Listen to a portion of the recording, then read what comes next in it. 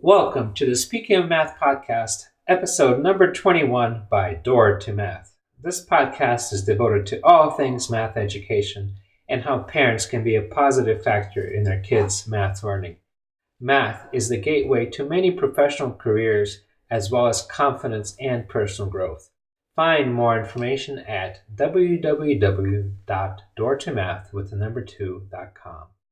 So let's get on with the topic of the day. So I read a quote the other day. It goes something like this: "Parents are just big kids and bigger bodies," and that stopped me cold in my tracks because I'm supposed to be the parent and know everything. And what if I'm doing something wrong? I now have a lot of self doubts in how I'm navigating my kids through the education system and so on and so forth. Do you get that when parents come to your office? I do, myself included, because sometimes other than math, which I really feel affinity for, and I want to transfer that joy to my students, everything else outside of math, I'm a lot of times scratching my head and go, I hope, finger crossed, I'm doing the best I know how. One thing that I always share with the parents who come to my office when they bring out, but I made so many mistakes when it comes to math. How can I possibly help my kids? I always say, look, we're all human and we're doing the best we know how with the tools and info we have at that moment. So first thing, forgive yourself. I don't care what you have been doing up to this point when it comes to math. There's always a way forward so long we become aware of ourselves and forgive first. All right, so maybe after a few days I can bring around to forgiving myself, but now this self doubt is creeping in. How can I navigate my child through this math maze if I don't know all the answers myself? What would you say to me? Yeah, you hit it on a really good question there. Here's what I believe that our kids are our responsibilities. School are there to help, but we got to be the general contractor. We got to be the captain of the ship. So once we know we don't know, go out, educate yourself, right? So first thing I always sit down with parents, I give them a roadmap to K through 12 and to say, okay, sixth grader, you have to do an oil change. If I got younger kids, here's the sixth grade question you must ask, right? I give them warning signs and also to know where the major milestone is from K through 12. For example, variable is a big thing. How to solve word problem is a big thing. Test taking is a big thing. So we sit down, we come up with a plan. It's not different than your financial health, right? If you know you don't know, you go out and educate. And if you really don't want to know the financial, the nitty gritties, then you hire someone who can help you with that. So you're saying not necessarily educate myself knowing math, but educate myself in knowing what are the math milestones that my kid has to go through. Is that correct?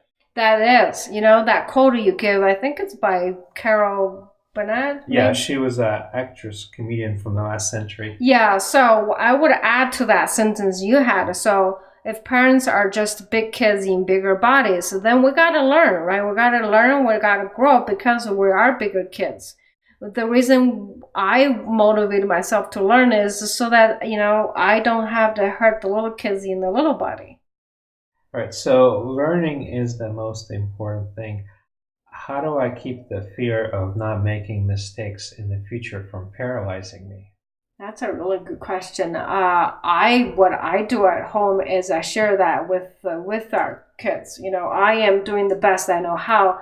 Sometimes I don't really know. Sometimes I feel the best words I can give my kids is I don't know, like literally that three words. And sometimes when I'm sharing my vulnerability, I literally say I don't know. I don't know how to fix that. I don't know how to help you. That I can watch the relationship transform into partnership with my kids. Sometimes they open up and they say, "Well, what about this?"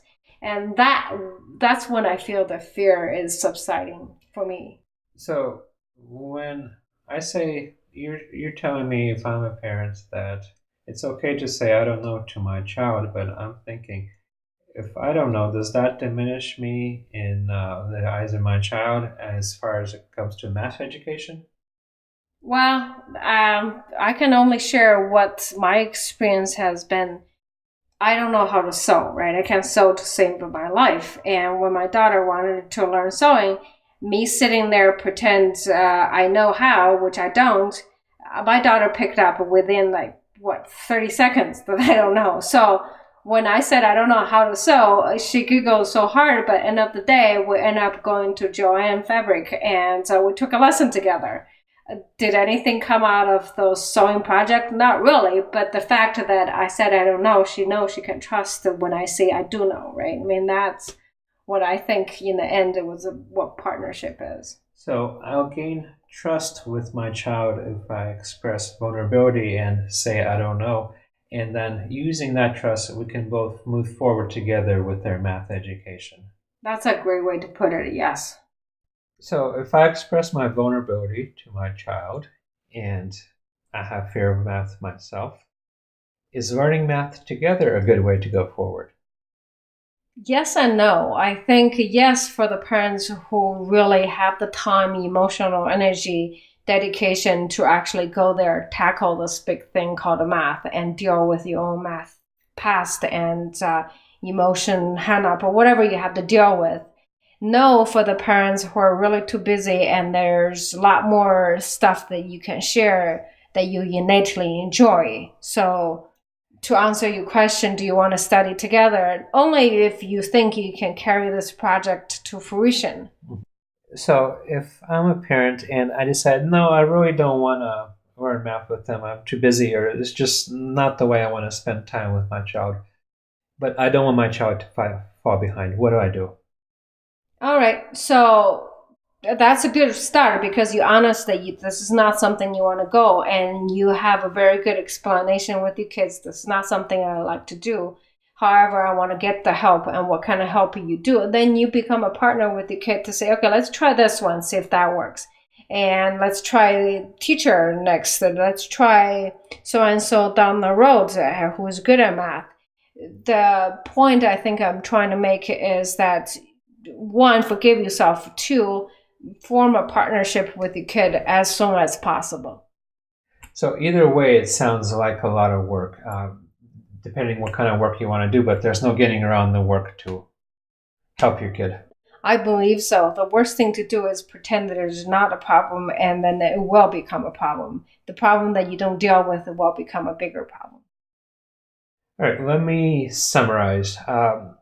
I'm a parent. Something somewhere strikes me. I'm just a big kid. I don't really have all the answers. And that really scares me because I have this little kid that's been given to me and I need to make the right decisions for them. So from what I got from listening to you is I need to forgive myself for the past mistakes I made. Be honest with my kid.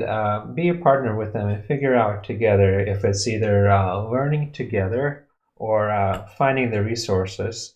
And in either case, it's going to be a lot of work for me either way if I really want to be a big kid helping a little kid and both become big kids down the road. So I think that's it for this podcast. Until next time. Happy parenting.